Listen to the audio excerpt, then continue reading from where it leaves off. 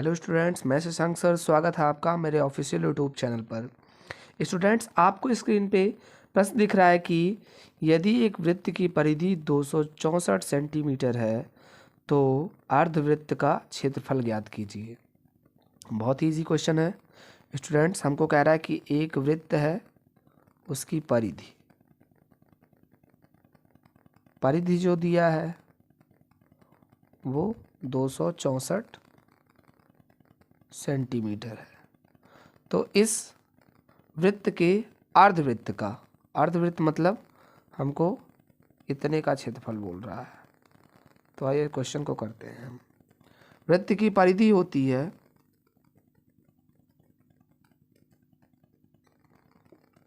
2πr। परिधि कितना दिया? 264 बराबर 2πr। तो 264 बराबर 2 × 22/7 × r, इसलिए r बराबर हो जाएगा हमारा 264 × 7 बटे 2 × 22।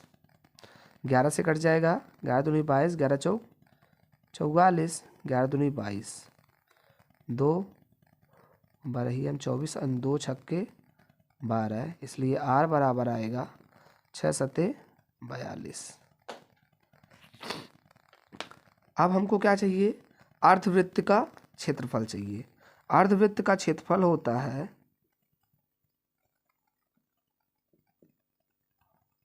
वृत्त का क्षेत्रफल होता है πr²। तो अर्धवृत्त का अपॉन 2। तो यहाँ पे पाई की वैल्यू 22/7 बटे 2 और आर की वैल्यू दिया है 42 × 42, 7 छक्के 42 और 2 3 6, तो 22 3 66 × 42 सेंटीमीटर स्क्वायर। 66 का गुणा जब 22 में करेंगे तो आएगा 2 7 7 2 सेंटीमीटर स्क्वायर। अतः हमारा ऑप्शन 1 सही है। स्टूडेंट्स, अगला प्रश्न है हमारा कि 35 मीटर त्रिज्या के गोलाकार घास के लॉन के बाहर 7 मीटर चौड़ा पथ है। पथ का क्षेत्रफल बताना है।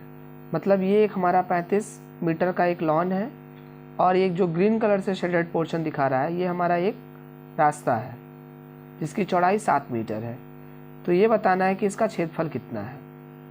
तो इस प्रश्न को सॉल्व करने के लिए हमको करना क्या पड़ेगा? इस बाहरी वृत्त का क्षेत्रफल में से हम इस भीतर वाले वृत्त के क्षेत्रफल को घटा देंगे। तो बाहरी वृत्त का जो त्रिज्या होगा ये 35 प्लस ये 7 42। बाहरी वृत्त की जो त्रिज्या है वो 42 सेंटीमीटर की है और जो भीतर के वृत्त है इसकी जो त्रिज्या है वो 35 मीटर है। तो हम करेंगे क्या? वृत्त का जो क्षेत्रफल होता है वो होता है πr²। तो यहाँ पे लिखेंगे हम pi capital R² minus pi small r²। Capital R इस बड़े वृत्त के लिए है और स्मॉल r इस छोटे वृत्त के लिए है। तो pi capital R 35 plus 7 42 square minus pi small r हमारा 35 है तो 35 का स्क्वायर। इस प्रकार पाई हम कॉमन ले लेंगे। 42 का स्क्वायर 42 × 42 माइनस पाई 35 × 35। सॉल्व कर लेंगे इसको तो ये हो जाएगा 22/7 × 42 × 42 माइनस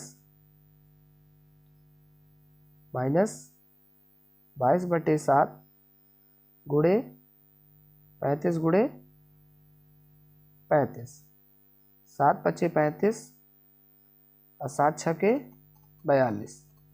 तो 22 का 6 में गुणा करेंगे तो 132 गुणे 42 माइनस, और 22 का 5 में गुणा करेंगे तो 110 गुणे 35। सॉल्व कर लेंगे इसको 132 का गुणा 42 में करेंगे तो 5544 प्राप्त होगा, माइनस 110 का गुणा जब हम 35 में करेंगे तो 3850 प्राप्त होगा। इसको जब सब्सट्रैक्ट करेंगे घटाने पर हमको 4 आएगा, 9 आएगा, 6 आएगा और 1 आएगा मीटर स्क्वायर। अतः हमारा पहला ऑप्शन राइट ऑप्शन होगा। स्टूडेंट्स, अगला प्रश्न है हमारा, जब एक वृत्त की परिधि और क्षेत्रफल संख्यात्मक रूप से बराबर होते हैं तो व्यास संख्यात्मक रूप से किसके बराबर होगा? एरिया के बराबर होगा, या सरकमफ्रेंस के बराबर होगा, या 4 के बराबर होगा, या 2 पाई के बराबर होगा? तो क्वेश्चन में ध्यान देने वाली बात यह है कि कह रहा वृत्त की परिधि और क्षेत्रफल। तो वृत्त की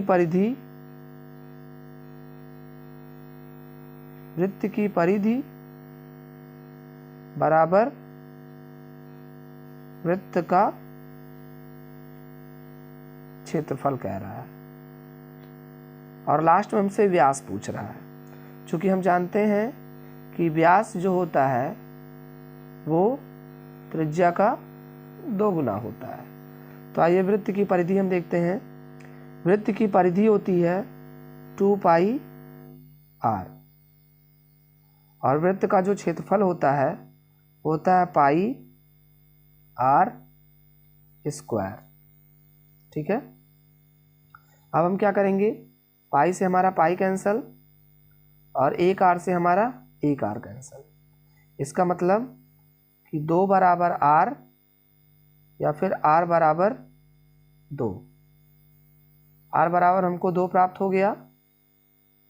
अब हम जानते हैं कि व्यास बराबर होता है 2 गुणे त्रिज्या, तो 2 और त्रिज्या का मान यहाँ पे 2 मिला है, इसलिए 2 गुणे 2 बराबर 4। अतः हमारा ऑप्शन सी राइट होगा।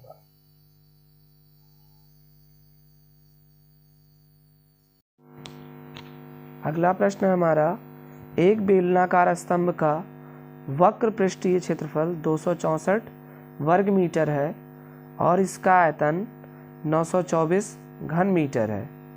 इसके व्यास का ऊंचाई से अनुपात ज्ञात करना है।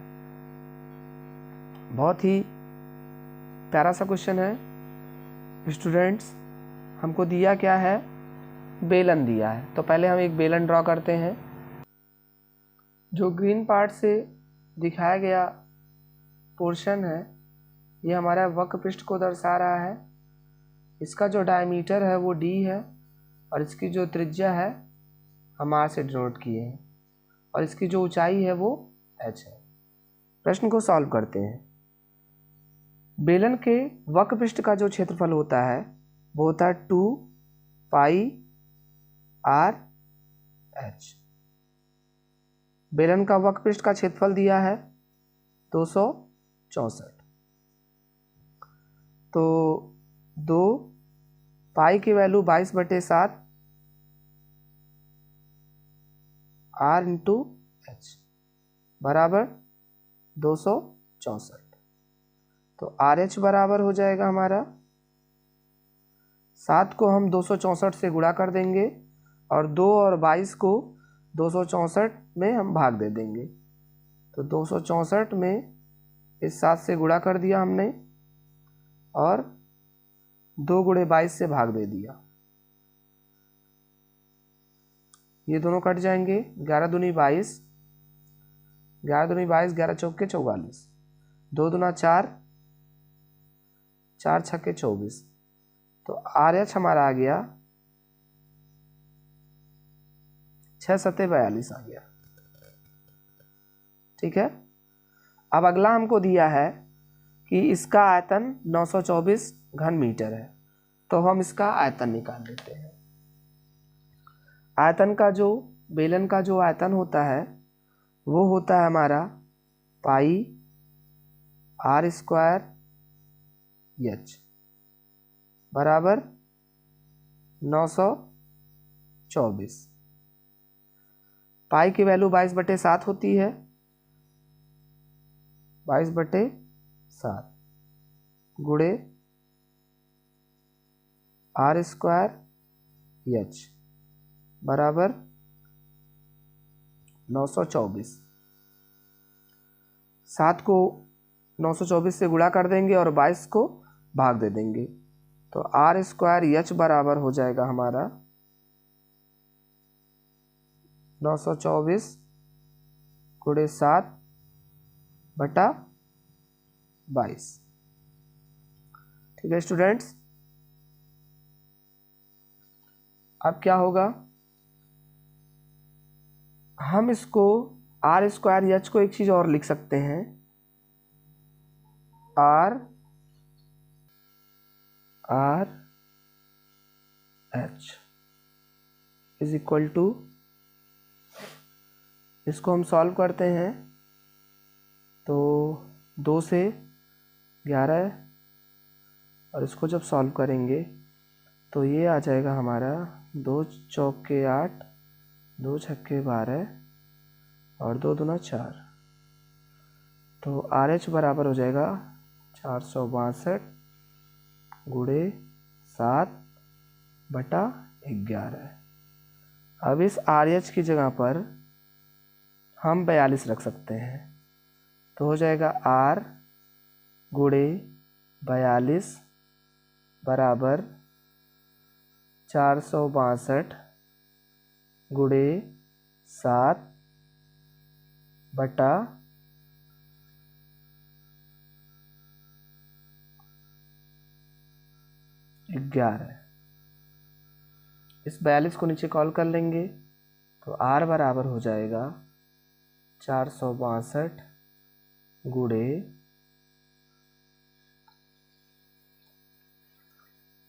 7/11 गुणे 42। 7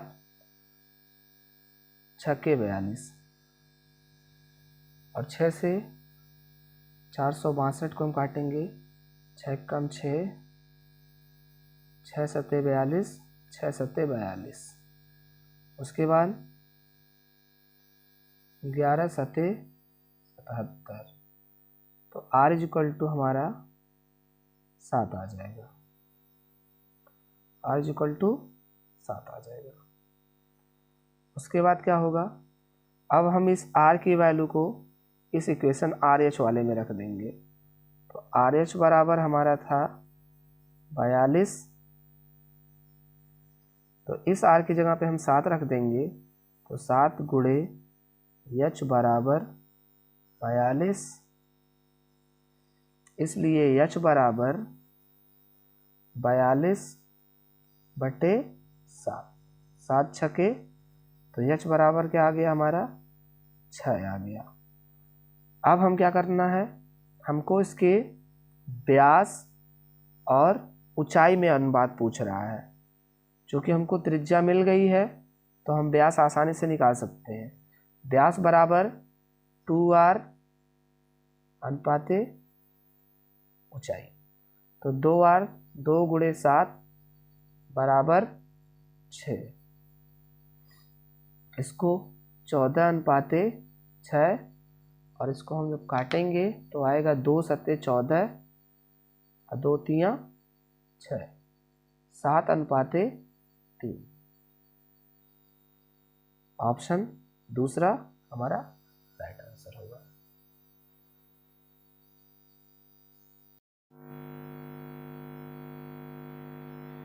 अगला प्रश्न है हमारा, यदि साइकिल का ड्राइविंग पहिया 1.1 किलोमीटर की यात्रा 560 चक्कर घूमता है तो उस पहिए का व्यास बताना है। माना हमारा पहिया जो है ये है, जिसका व्यास d है।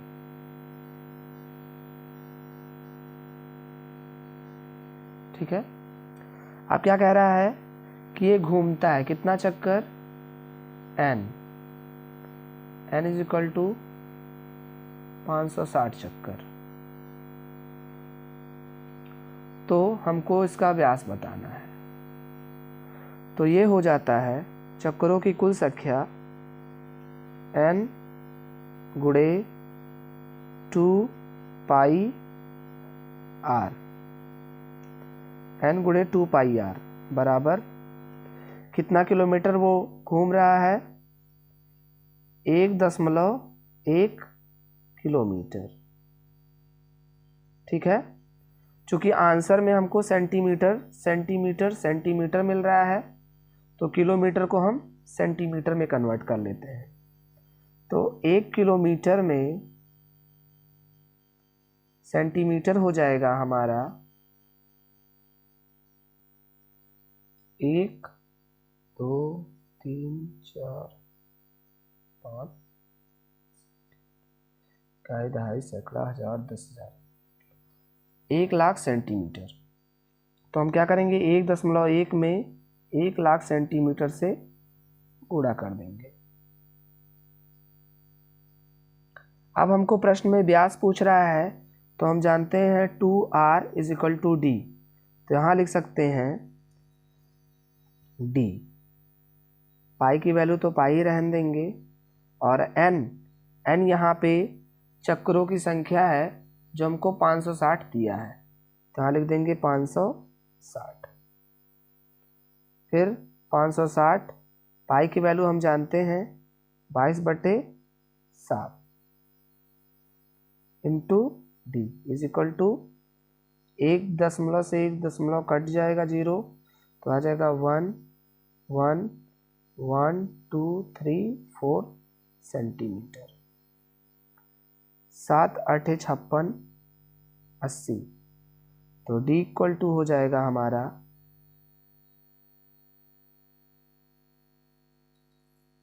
और 80 गुणे 22 को हम डिनोमिनेटर में भेज देंगे। 11 कम 11, 11 दूनी 22, 10,000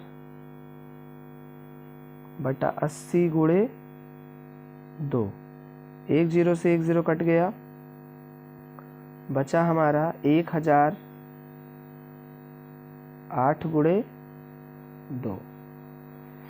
ठीक है, अब हम क्या करेंगे, इस 2 से 2 पंजे 10 हो जाएगा, 500 बटा 8, फिर इसको काट देंगे 2 चौके 8, ये हो जाएगा हमारा 250 बटे 4, फिर 2 से काट देंगे तो आएगा 125 बटा 2। 125 को जब काटेंगे तो आएगा 2 छक्के 12, 2 दूना 4 एंड 2 पंजे 10 सेंटीमीटर। तो 62.5 सेंटीमीटर का इसका व्यास हो जाएगा। अतः ऑप्शन सी हमारा राइट आंसर होगा।